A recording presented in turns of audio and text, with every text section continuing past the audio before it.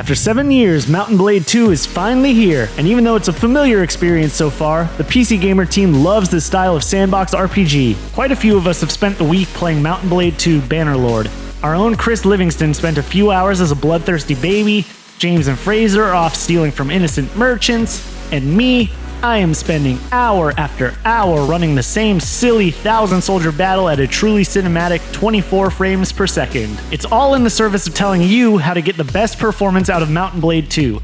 And I'll be honest, this was difficult. Mount & Blade 2 includes no built-in benchmark, and the game is best described as barely controlled chaos. Even if you run the same scenario over and over, it's guaranteed the battle will play out a little differently each time.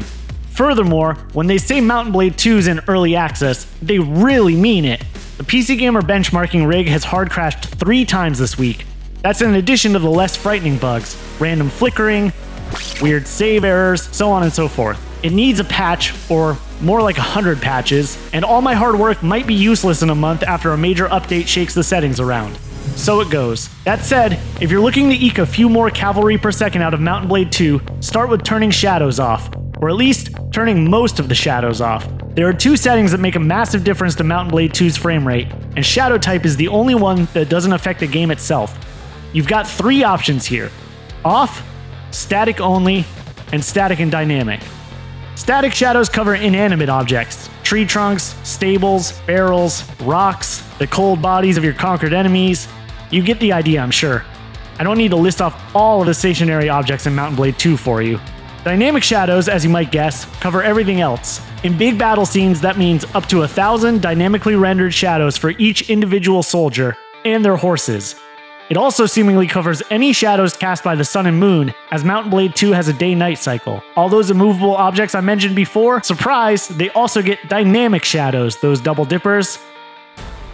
Moving from off to static only has almost zero impact, but moving from static only to static and dynamic, I've seen it boost frame rate by as much as 25 or even 35% in my tests. And that's all of my tests. Every battle, no matter how many soldiers, and even the campaign map benefited. It's the #1 setting you should tweak if you're struggling with Mount & Blade 2. Sure, Mount & Blade 2 looks uglier without dynamic shadows, but that is a small price to pay for being able to run the damn game. The other setting you should tweak, well, it's gonna break your little warmongering heart, but you should reduce the number of soldiers on screen. This is such a uniquely Mount & Blade 2 setting, I struggled with whether to include it, but I have to. Nothing makes more of an impact on performance, not even the shadow type setting I just mentioned. The key is that shadow type is something you can adjust without affecting the game. Battle size, not so much. Mount & Blade 2 is defined by its scale, and by the feeling you get when you smash 2 lines of cavalry together like kids playing with armfuls of action figures. Everyone wants a PC that can handle a 1,000-person siege. Everyone wants their own personal Helm's Deep moment, but the reality, with a 1,000-person siege, not even the mighty 2080 Ti could reliably do 60 frames per second at max settings in our testbed. And that was at 1920 by 1080. Our Intel Core i7-8700K was likely to blame, as all our GPUs topped out around 45 frames per second in that scenario. And sure, the 8700K isn't the most powerful CPU on the market, but it's no slouch either. Maybe the requirements change as early access progresses and as Tailworld spends some time optimizing. For now though, a 750 soldier cap seems like a decent compromise for people with modern CPUs and a graphics card on par with an RTX 2070 or RX 5700 XT. And the default of 500 is fine for most anything below that, especially if you dip the graphics as well. If you're really struggling, say on a GTX 1650 or below, setting the cap to 350 can give you a boost without overly compromising tactical depth or the chaos of battle. Anyway, those are the big 2, shadow type and battle size. Other settings are more situational and have less of an impact. If you're near a lake or a river, for instance, dipping water quality can help, but only if you're near a lake or a river.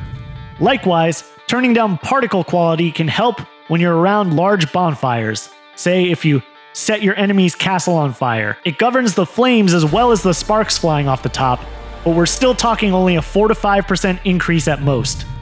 Other settings, cloth simulation, character detail, foliage quality, had little to no impact in my tests, and I ran a lot of them. The one remaining trick is to set your resolution scale slider to 90 or 95%, which won't have a huge impact on the look of the game, but can boost your frame rate by 5% or more.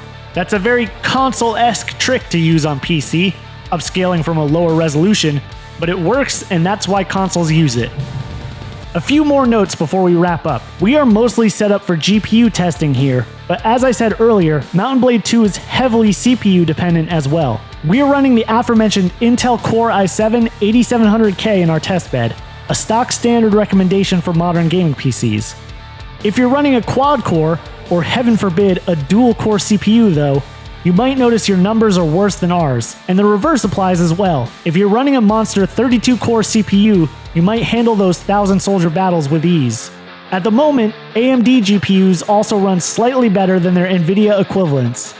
I've even seen the RX 5600 XT outperform the 2080 Ti in certain situations. That might change with new drivers or better optimization, but it's worth mentioning, especially as it's very rare for AMD cards to be the frontrunners. Anyways, I'm off to play more. Chris taught me that weird Mount & Blade 2 as a baby trick, and now that is all I'm interested in. Thanks as always to MSI for providing the hardware we use for testing, and we will be back soon with more benchmarks.